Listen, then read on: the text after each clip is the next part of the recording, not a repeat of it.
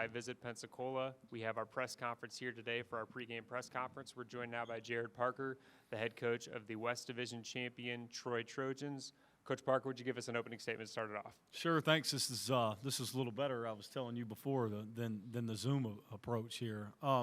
Good to see everybody. It's awesome to be up here at a fabulous university, and to travel up and be traveling this week is all good signs in finding a way to play in a championship game. I would just first want to say thanks to the Sun Belt Conference, Commissioner Gill, and everybody involved in what it takes to put this event on and host it and move about this season, which has been, I cannot believe we're here, and at this week and at this point in the season. But there's a lot of work that goes into it. I have to also then look to Troy. I could not show more gratitude towards Chancellor Hawkins and his leadership, our president, and what he's done in this conference in leadership, what he's done certainly at our university and our community, and then to Kyle George, whom we've everybody on this side of things. There's a lot of purple around this room, but our AD jumps and goes and takes another great job, and Brent Jones, and we go through with an interim athletic director in Kyle George, who's now since been named our permanent athletic director, and to go through that change in leadership and all the things we've been through in college sports altogether, I think speaks volumes as to our leadership and who Kyle George is and the direction we'll continue to head. So I'm very grateful to them. And then to my wife, our kids who have been begging for me to be home more, and Dad, why aren't seeing you as much here as of late? And it's hard for them to understand, well, it's signing day, it's recruiting visits, and we're trying to win games to make everybody smile a little bit. So it all starts and ends there. And then the reason we're here is because we've got a roster of young men that have decided to be as resilient as any team I've ever been involved in. And in year two have taken on an approach of a path to better this entire season that has ended up with us a chance to play in it. So our players, a tip of the hat to them for their resilience and who they are as young men, and our staff who has worked the crazy hours that everybody can maybe imagine to put us in a position to find answers and get our team to play winning football and get to this game. So very grateful for all of them and all this takes to be here. And with that, we'll take questions. Thank you. We'll open up now for questions. For those with us here in the room, please raise your hand, and we'll bring a microphone to you and call on you. Please state your name and your media affiliation to ask your question. If you're joining us on Zoom, type your questions in the chat, and we'll read those aloud.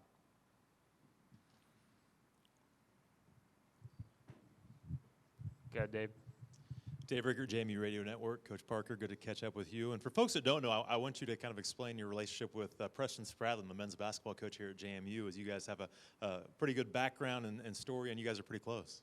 Well, he's from the great state, So is his wife of Kentucky, and the ties to Eastern Kentucky, which is all the world more different. He's obviously, you all know him to be a special man and coach, but Preston and I have known each other for years now. And we kind of tied back together when he was at Morehead State. My wife is in the Hall of Fame there as a women's basketball player. Her brother is around Morehead. So we got a chance to really build a relationship here in coaching by him attending our golf scramble we do every year in Morehead. Still, we do it each and every year. My wife's father passed away from brain cancer, and we do a huge fundraiser there every year that's turned into a lot of fun. And when he was the head men's basketball coach there, he would come over and support us and done a lot for us to help us push that and raise money to fight cancer. So awesome relationship. We got to get together down there in Destin for our Sunbelt stuff, which we love going, and got to catch up with him. And it's always a good time to catch up to him and see his successes, and I'm certainly not surprised what he's doing here. You took over this program at Troy the same time Coach Chesney did at JMU. And what last year obviously was a struggle at times. What's different about this team than last year's team that has allowed you to be resilient and get to this game?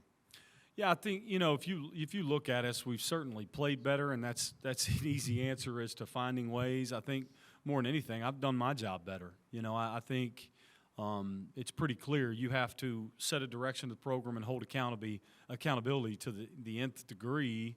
We've done that from the start, and if you put that in place, your practices run with an urgency that it's supposed to, and you fix things with details and find a way for your team to build resiliency and a connection. We just didn't have as many moving pieces or problems to fix in those realms. So you play winning football, you create some belief. Guys start to believe what you're saying more when you have good results. I think that kind of took over, which has built us to handle some maybe negatives that happened during a year or two and put you in a position to where you play last week to put you in this game. So I think overall just the leadership of our football team, the 2-year players we took, our staff, we didn't lose. We lost one coach from last year. So there was things in place. We knew how it functioned. We knew how the building moved. And I think it put us in a position to make things easier to where we could concentrate on the true things that it takes to play winning football.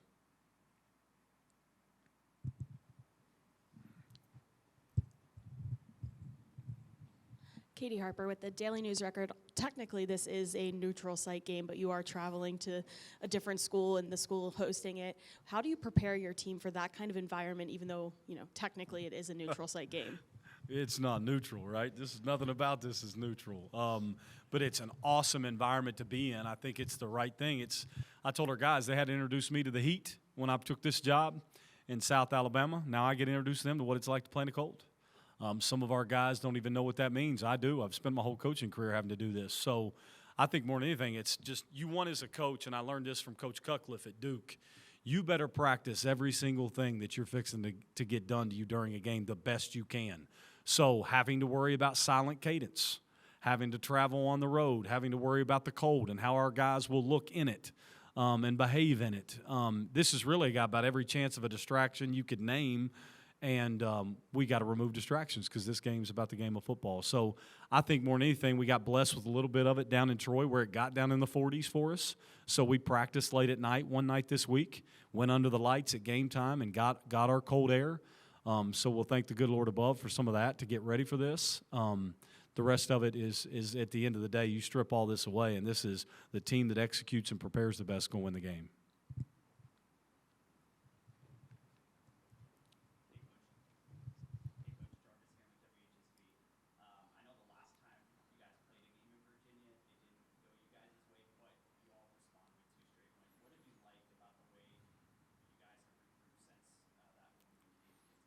Yeah, I mean, we got it's pretty easy to say. We got embarrassed, got out-coached, and got outplayed in such a way the last time we visited that you got to be able to stick your chest out and say that just as much as you do as you're proud of your guys.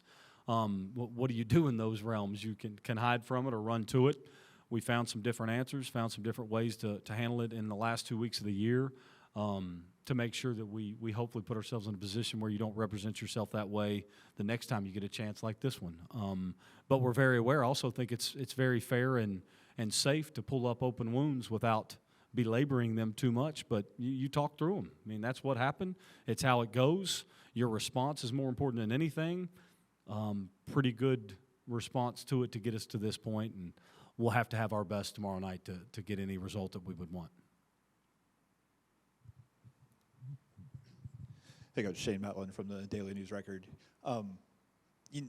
What's it say about these two programs? As deep as the Sun Belt has been, when you look 3 of the last 4 years, these two programs have been on top of their division standings. Like, what kind of separates these two to have continued success like they've had?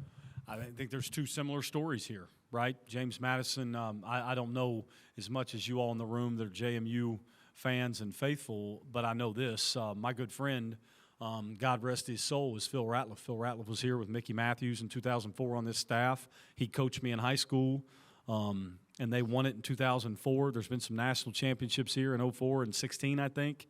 No different than the story of Troy football and our storied success throughout NAIA, Division II, and those things, and now in our Sun Belt Conference and all the wins and championships. JMU has a similar path, I think. Both teams and both programs have a storied tradition of winning, and I think that's the reason you see the success year in and year out of both programs. So it would be no accident that they're sitting here the way they are. They're well funded, they're well supported. There's a love of it in two different worlds, but it's the same support and those things, and I think that's why you see the background of success that's happening. Coach Parker, question here from Wes Pruitt on Zoom. What has this season taught you about not only your program, but what you're building in terms of relationships with the administration and fan base for the future of Troy football? Well, I hope it gave me some grace, because last year I don't know if they liked the hire. I've learned a ton. That's the real of it, right? I think you have to be able to hear both. It was tougher for our kids to go to school last year at Troy Elementary. This year it's a little easier. But I think that, you know, the people that matter most in your administration supporting those people, and many of our community supported us so well last year when that couldn't have been easy to do. So when you have that kind of support to say, okay, we get it, what can we do to help get it there, I think that gives you confidence. Otherwise, we have jobs to do, but I just felt supported the whole way, and I think now we do have the support of everyone or most, and they feel like we've got answers, and it's easy to see on the field as a result. I think that there's other things going on than just us winning football games. We poured into our community. I love this job because I'm able to be a head coach at a premier university, but I can still be a good dad and husband. I can go to some softball practices, go to baseball, go to football stuff, and still make some things that maybe in some other jobs I couldn't make. That's important to me. I want my kids to know who I am and not just know whether I was a winning football coach or not. So I think the Troy community is built on that. It's blue collar. I think that they enjoy having a head coach that wants to be involved in the community that way and tie us all together. It's my job to do that, and I'm really thankful that we're in that kind of position.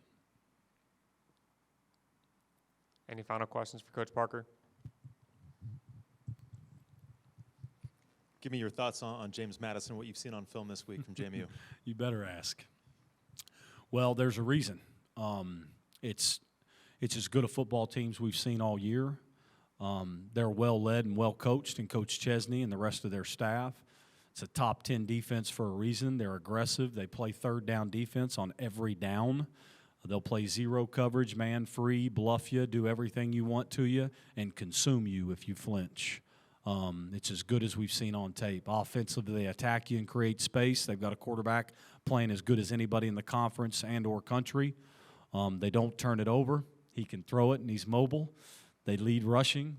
They do everything the right way. It's built to win and win well, and special teams is as sound as all of it. So it's kept us awake at night.